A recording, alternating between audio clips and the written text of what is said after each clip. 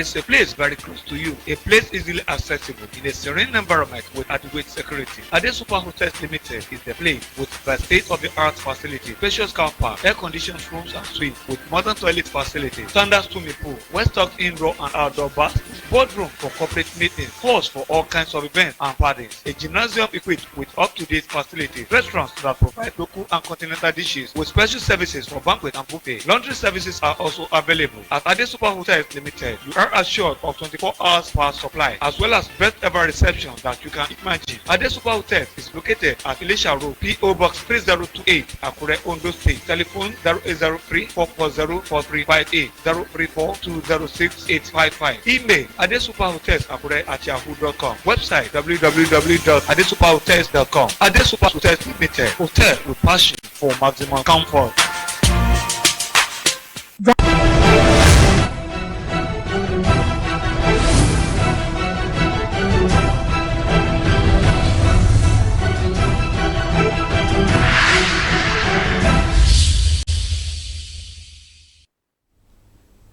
On the news tonight, UK government lauds Nigeria's economic reform strategy. Experts appeal for implementation of the Nigerian Correctional Service Act 2019. Federal government partners investors from California.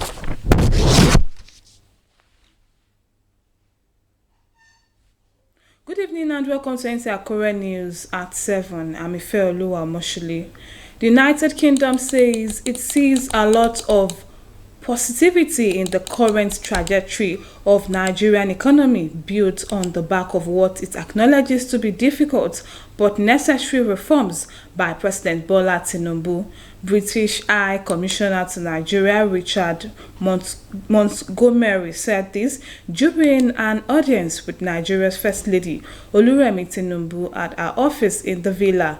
State House correspondent Adeniyi Taiwo reports. It's the first formal engagement between Nigeria's First Lady Oluremi Tinubu and the British High Commissioner Richard Montgomery, along with his team. You relate more Their conversation, with the government, which centered around a shared interest in women empowerment, took off on a note of acknowledgement, applauding the impact of ongoing economic reforms in the country. And indeed, the UK has an enhanced trade and investment partnership with Nigeria. We are watching with great interest the new opportunities being created by the reforms of His Excellency, the President of the Federal Republic of Nigeria, Bola Ahmed Tinubu, your husband. And as I hope you have seen, the UK has been very public supporters of these very brave, bold and difficult reforms. We understand that these reforms create short-term challenges, but we see lots of positivity now in the economy, and our British business colleagues are looking at those opportunities. Impressed by the track record of the New Hope initiative as a special purpose vehicle delivering empowerment to women in key areas, the three-man delegation is here to also have a better understanding of its policy initiatives. We are particularly interested in the work which the RHI and you yourself have done to promote women's empowerment, but we have a very strong focus also on women's economic empowerment, both in the formal sector, such as banking, financial technologies, but also the informal sector. Happy to avail our guest with details of RHI support for women in agriculture,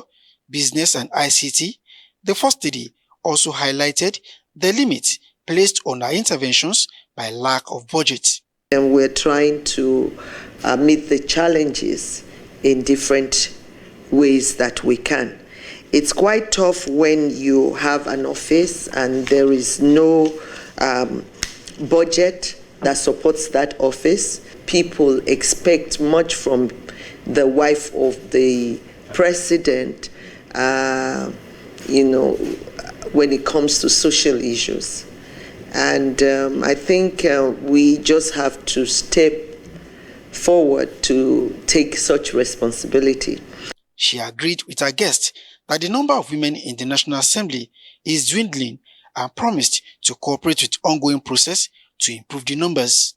A special seat bill, which seeks to create additional legislative seats for women in national and state houses of assembly is undergoing debate in the ongoing review of 1999 Constitution. In the State House, Adeniyi Taiwo, NTA News.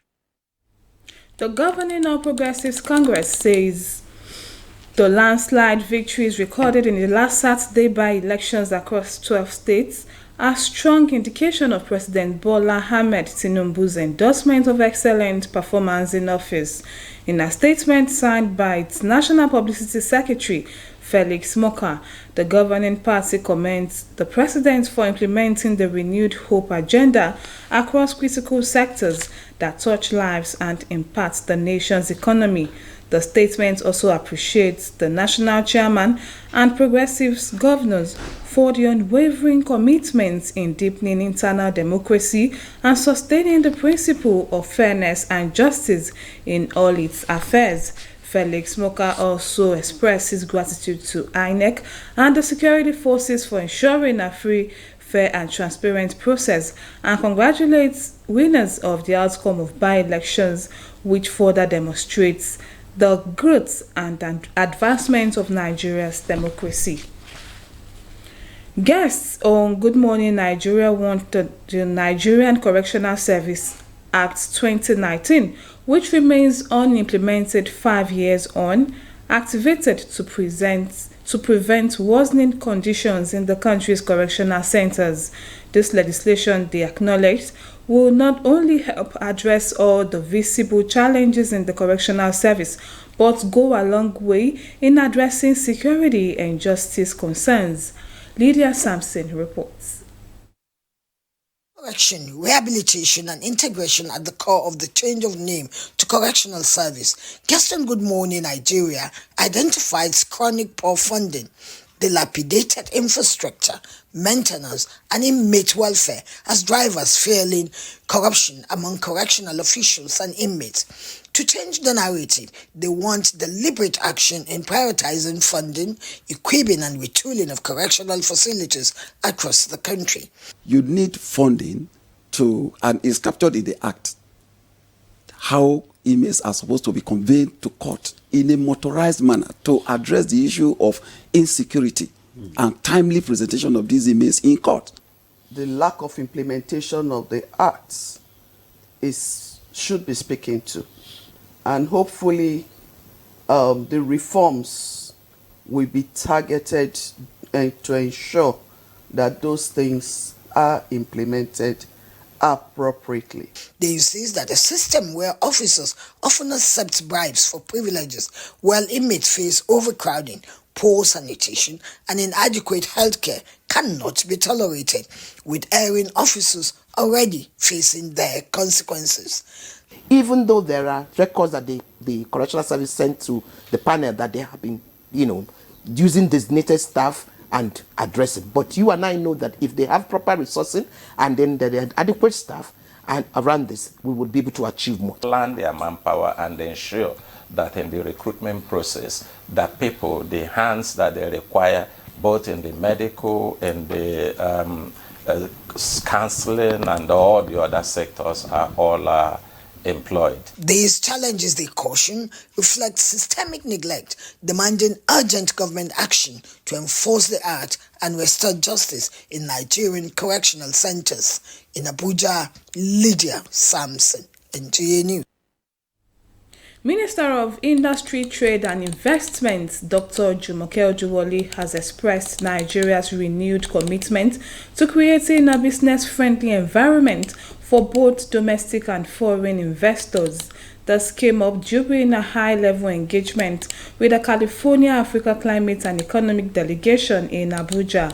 The delegation, led by the Secretary of the California State Transportation Agency, Dr. Tokes Omishaki, had conversations centered on sustainable transportation, clean energy, collaboration, technical cooperation, and infrastructure development.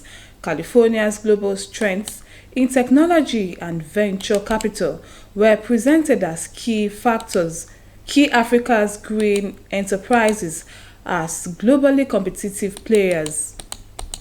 At the end, a consensus was reached to deepen partnerships, leverage diaspora expertise, and expand sustainable investment flows into Nigeria. You are still watching Nta Akure News at 7. We shall be back in a moment. Please stay with us.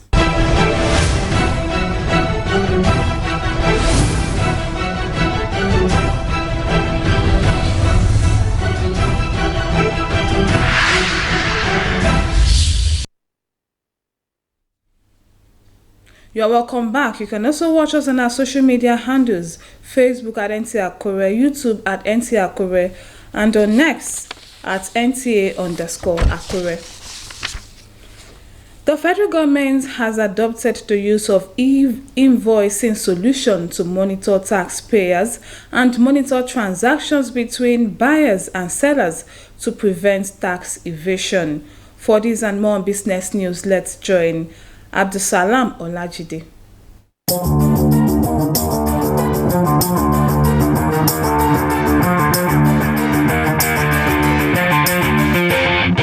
The Federal Inland Revenue Service has warned taxpayers against falling for the temptation to write transactions with the going live of the new national e-invoicing solution. As transaction monitoring has become easier, the national e-invoicing solution is a digital representation of transactions between suppliers and buyers, effectively replacing traditional paper or electronic documents such as invoices, credit notes, and debit notes. This invoice includes all essential transaction details like supplier and buyer information, item descriptions, quantities, prices, tax, and total amounts. It is designed to facilitate real-time or near real-time validation and storage of transactions. In another development, Ahmed Musa Dangiwa, the Minister of Housing and Urban Development, has announced plans to inaugurate the National Building Code Advisory Committee, following the recent launch of Ministerial Task Team to probe causes of building failures in Nigeria. The minister reiterated plans to inaugurate the National Building Code Advisory Committee to strengthen regulatory oversight in the construction sector. Lastly, Nigeria's financial landscape is on the cusp of significant transformation with the recent presidential assent to the Nigerian Insurance Industry Reform Bill 2025. This landmark legislation, now the Nigerian Insurance Industry Reform Act 2025, is hailed as a pivotal step towards strengthening Nigeria's financial sector and accelerating the national march toward the vision of a $1 trillion economy.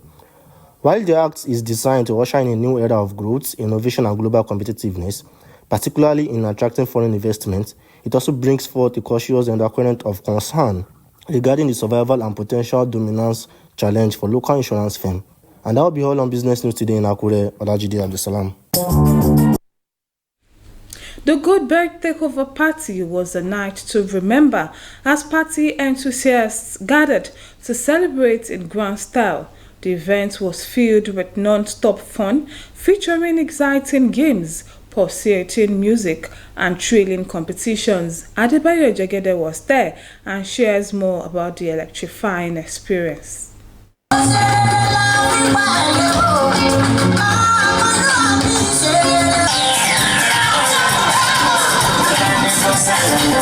Various performers at the Goldberg Takeover Party treated guests to music and captivating performances. The attendees who couldn't help but sing along also danced to the rhythm. The high-energy performances kept the party alive throughout the night.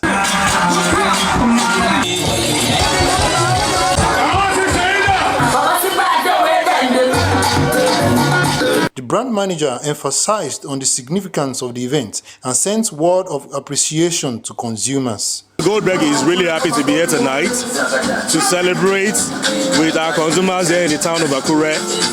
This is our way of saying thank you to our consumers.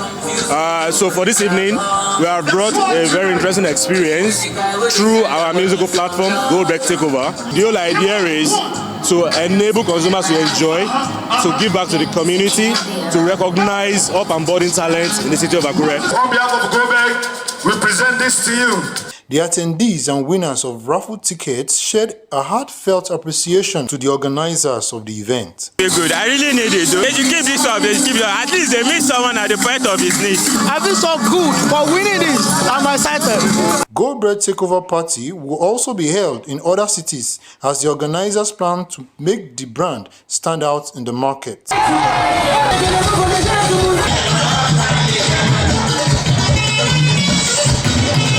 In Akure, Adebayo Jegede, Nta News. For trending stories in the world of sports, Ahmad Zango is our guide.